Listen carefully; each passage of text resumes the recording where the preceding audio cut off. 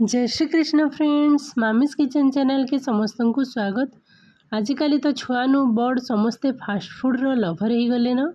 आउ घरर जिनिस के छुआ माने तो बिल्कुल भी पसंद नहीं करबार खाबार लगी। बेसिकरी चाउमिन, मंचूरियन, मोमो ये सब जिनिस खाबार लगी समस्त को ही भल लगसी। बाकी बाहर मोमो केते अनहेल्दी जे आपण मानकु समस्त को जणा आर काना कहबार पड़बा के। आज मोर रेसिपी है वेज मोमो।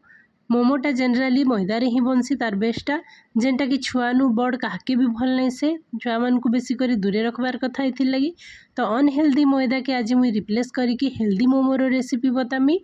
मैदा जगार मुई मांडिया और अटारे बनामी। तो चलून घरे बनामा a very healthy millet veg momo. जेन मोमो खाइले समस्ते बाहर मोमो के खाबारटा भूली जिबे। तार संगे संगे मोमोर चटनी रेसिपी भी मुई शेयर करमी। Let's start the process. गोटे बड़ जगार मांडिया पाउडर गोटे कप, अटा आधा कप, नून टिके देकरी सबके मिसेदेली। आउ पैन टिके टिके करी देकरी गोटे स्मूथ डोटे अटा चिटकिला भलिया करी चिटकी दीछे। आपण माने खाली अटारे कि खाली मांडिया पाउडर रे जेनटा को गुटे रे भी बनी पारबे। तारपरे सेटा के रेस्ट लगी रखी दीछे। इयाड़े चॉपर रे प्याज के चॉप कर देली। सबू वेजिटेबल मान को मुई चॉप कर देमी। देखुन फाइन चॉप हो गला। सेटा के गोटे प्लेट रे रखी करी फिर गाजर के चॉप कर दीछे।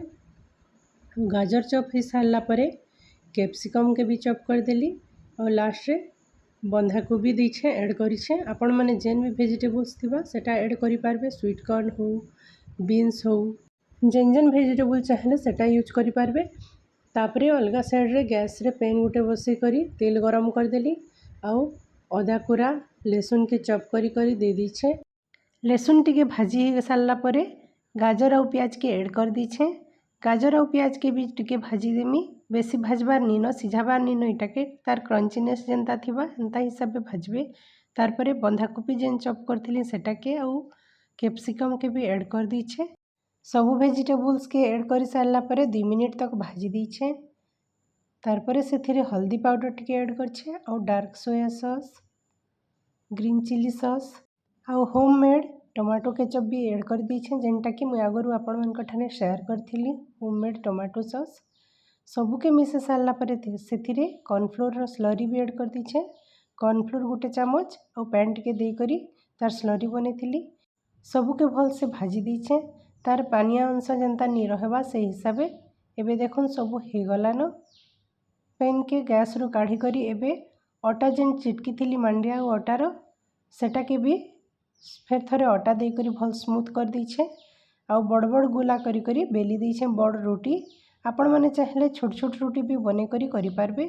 तापरे बड़ ग्लास गोटे रे सेटा के काटी दीछे छोट छोट पूरी करी करी सबू के काटी सारा परे गोटे प्लेट रे रखी दीछे।